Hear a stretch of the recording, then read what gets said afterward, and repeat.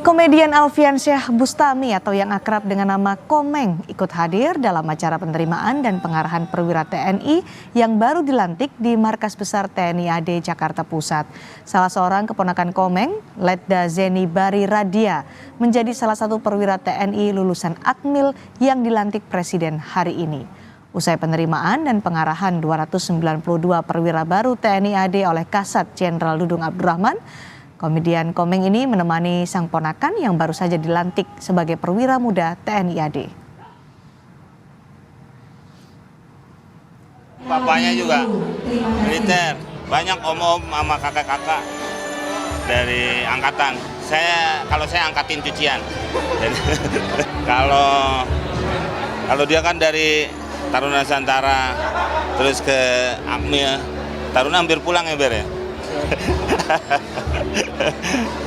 Sekarang udah alhamdulillah ya udah jadi perwira di masih belum tahu di mana. Seni, cabangnya seni. Cabangnya seni. Cabangnya kan sama kan misalnya kan, cabangnya seni. Cuma ini seni tempur. Saya kan seni gambar.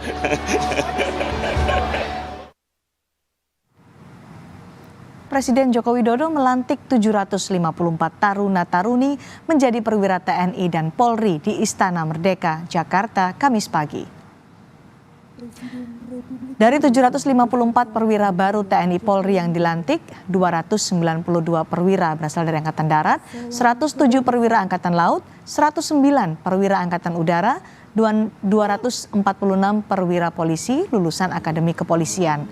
Presiden juga memberikan penghargaan Adi Makayasa kepada lulusan terbaik dari keempat angkatan. Setelah mengambil sumpah, Presiden mengingatkan para perwira baru TNI Polri untuk menjaga kehormatan dan mampu menjawab tantangan masa depan. Saudara-saudara adalah generasi penerus harapan bangsa.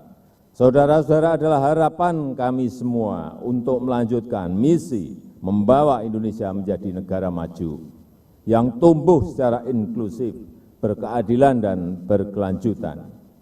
Selamat bertugas para patriot muda Indonesia. Jagalah kehormatan dirimu sebagai perwira TNI Polri. Teruslah berjuang untuk negeri tercinta. Berdirilah di garda terdepan mengawal Pancasila dan NKRI. Buatlah orang tuamu bangga. Buatlah Indonesia berjaya.